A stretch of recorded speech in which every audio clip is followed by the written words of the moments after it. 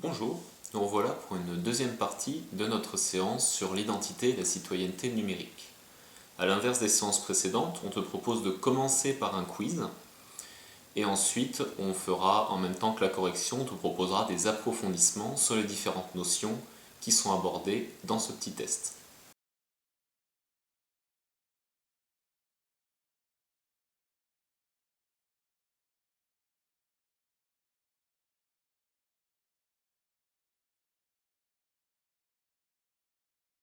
Donc sans surprise, il s'agit bien évidemment des réseaux sociaux. Donc les réseaux sociaux, tu connais, c'est des outils de communication en réseau qui te permettent de partager plein de contenus. Alors le principe c'est que la plupart sont gratuits, mais il faut le savoir, si c'est gratuit, c'est toi le produit. C'est-à-dire que c'est toi qui vas mettre en ligne des données personnelles qui vont pouvoir être revendues à différentes entreprises. Alors tu le sais, tu as toujours la possibilité de paramétrer ce que tu vas publier, le mettre en mode visible pour tous ou alors le restreindre seulement à certaines personnes. Mais ça, tu le sais également, à partir du moment où tu as commencé à diffuser un contenu, il peut être recopié par des personnes de ton réseau et ainsi tu n'en es plus le maître en fait. Il peut être diffusé des fois bien au-delà des limites que tu pensais mettre à ta publication. Donc les réseaux sociaux, c'est aussi c'est leur principe de t'inciter à fournir des données personnelles. C'est-à-dire que par exemple des interfaces comme Snapchat, ça va te proposer de t'inciter à avoir des interactions qui ressemblent à du jeu. Il y a un côté très ludique, ou alors sur Facebook, on te propose toujours qu'est-ce que tu veux dire aujourd'hui. On va t'inciter à t'exprimer, et ça, c'est autant de données personnelles que tu vas mettre en ligne. Alors, une dernière chose sur les réseaux sociaux, c'est que leur règlement et leur fonctionnalité évoluent très vite. Donc le web, c'est un outil qui évolue très vite, et les réseaux sociaux, pareil. Donc, ce qu'on peut te conseiller, c'est d'aller te renseigner assez régulièrement sur les différentes mises à jour de ces réseaux, parce que ce sont aussi des mises à jour qui vont concerner la publication de tes données personnelles, bien évidemment.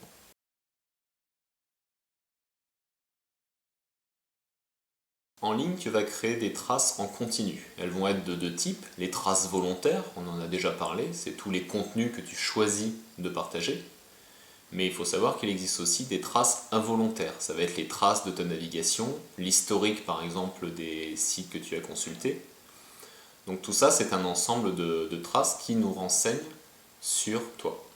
Pour en donner une définition technique, on va dire qu'une trace numérique, c'est une donnée informationnelle qui va être enregistrée sur un serveur.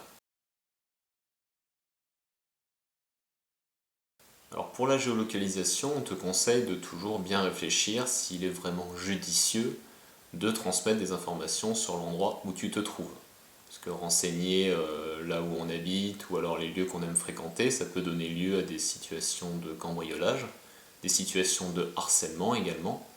Donc tu sais que sur Snapchat, tu peux passer en mode fantôme. Tu peux te faire discret sur certains réseaux sociaux. Tu n'es pas obligé de toujours renseigner en temps et en heure où tu te trouves.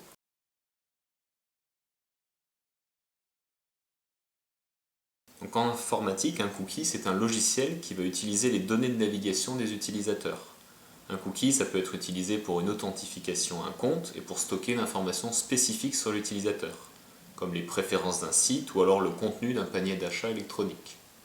Donc maintenant, quand une page web s'affiche, on te demande souvent, on t'indique que ce site utilise des cookies et on te demande d'accepter l'utilisation de ces cookies si tu veux naviguer sur ce site.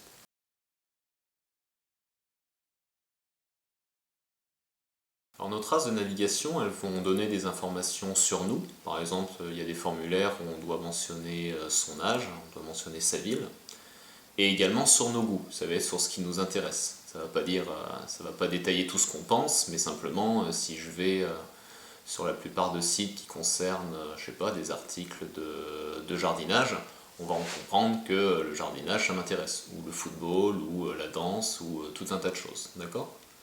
Et toutes ces informations-là, qui sont laissées soit par mes traces volontaires, c'est-à-dire je vais dire sur un réseau social que j'adore mon coin de potager, ou alors je vais aller sur des sites et y laisser des cookies, tout ça, ça va servir à m'adresser de la publicité ciblée. C'est-à-dire que moi j'ai plus de chances qu'un autre de recevoir de la publicité, si je poursuis mon exemple du jardinage, sur des outils ou des semences. Alors beaucoup des recommandations qui te sont adressées sur ton ordinateur, elles sont le résultat de ta navigation. Par exemple, si tu es un fan d'animé et que tu regardes souvent sur YouTube, on va te recommander le lien vers les épisodes suivants ou alors d'autres animés du même genre. Ça va créer ce qu'on appelle un effet de bulle informationnelle. Ça arrive à tout le monde, en fonction de nos centres d'intérêt. On va avoir tendance, sur le web, on va nous proposer des contenus qui sont en rapport avec des sujets qui nous intéressent déjà. Et cet effet de bulle, ça restrécit un peu notre regard sur le monde. C'est-à-dire que moi, je peux avoir l'impression, si je suis fan de jardinage, de n'entendre parler sur le web que de jardinage. Alors qu'en fait, si mes préférences étaient celles concernant des animés, je vais avoir un espèce de monde informationnel qui tournera plutôt autour des dessins animés. Alors cet effet de bulle informationnelle, c'est bien d'en être conscient parce qu'elle a pour effet, elle ne va pas favoriser la curiosité vers ce que l'on ne connaît pas encore, ou même dans les domaines qui nous intéressent, ça ne va pas favoriser notre curiosité vers des points de vue qui ne sont pas les nôtres, et sur un sujet donné, et qu'il est toujours quand même important de savoir pour débattre et augmenter son propre esprit critique.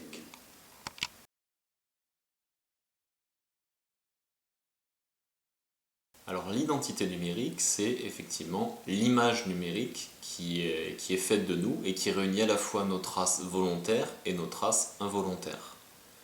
Donc il est important d'être conscient de cette notion-là pour veiller à soigner sa propre identité numérique et également pour respecter celle des autres. Alors on te proposait également dans cette question de répondre par ce qu'était un profil utilisateur. Alors un profil utilisateur, ce n'est pas la même chose, tu le sais, tu en as déjà un sur l'ENT.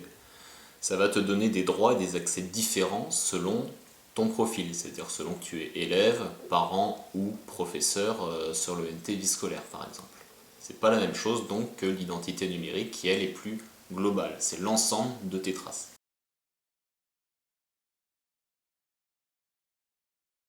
Alors on en a déjà parlé dans la précédente vidéo du droit d'auteur et du droit à l'image.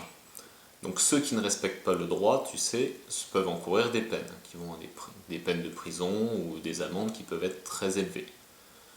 Donc on a vu dans la précédente vidéo une affaire de photos volées. Il faut savoir que c'est une conduite à absolument pas avoir. Parce que ça se pratique assez souvent au collège et ça peut donner lieu à des situations de harcèlement ou de cyberharcèlement.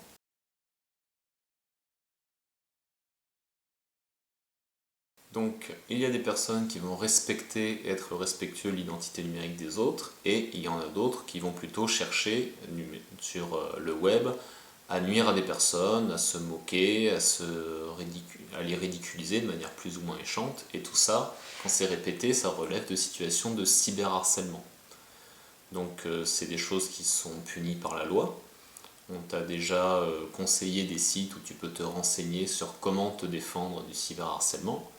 Il faut savoir aussi que le cyberharcèlement, c'est pas juste, il n'existe pas un seul cyberharceleur isolé qui va se mettre à dire des choses méchantes sur une personne. Tous ceux qui partagent ces contenus et les likent, quand il s'agit de se moquer d'une personne, sont complices du cyberharcèlement. D'accord ? Donc on a tous un rôle à jouer pour mettre fin à des situations de cyberharcèlement. Personne n'est neutre dans cette histoire. Alors pour aller plus loin, nous t'incitons à revoir les liens qu'on t'a donnés dans la précédente vidéo qui concernent les recommandations de la CNIL et pour réviser les notions qu'on vient de voir ou des cas plus concrets de publicité ciblée, de traces et du rôle de la CNIL, on t'incite à aller voir deux autres vidéos que tu trouveras dans la description de la vidéo. Il y en a une, c'est un numéro des clés des médias sur les données personnelles et l'autre, c'est une nouvelle situation dans la série Vince et Lou où Vince est victime de mauvaises pratiques qu'il peut avoir sur le web. Voilà, c'était notre 4e vidéo. Si elle t'a plu, tu peux la recommander à tes camarades si elle t'a appris des choses. N'hésite pas à nous adresser des commentaires sur Pronote pour nous aider à nous améliorer ou s'il y a des points que tu as mal compris. Et diffusons ensemble la culture de l'information.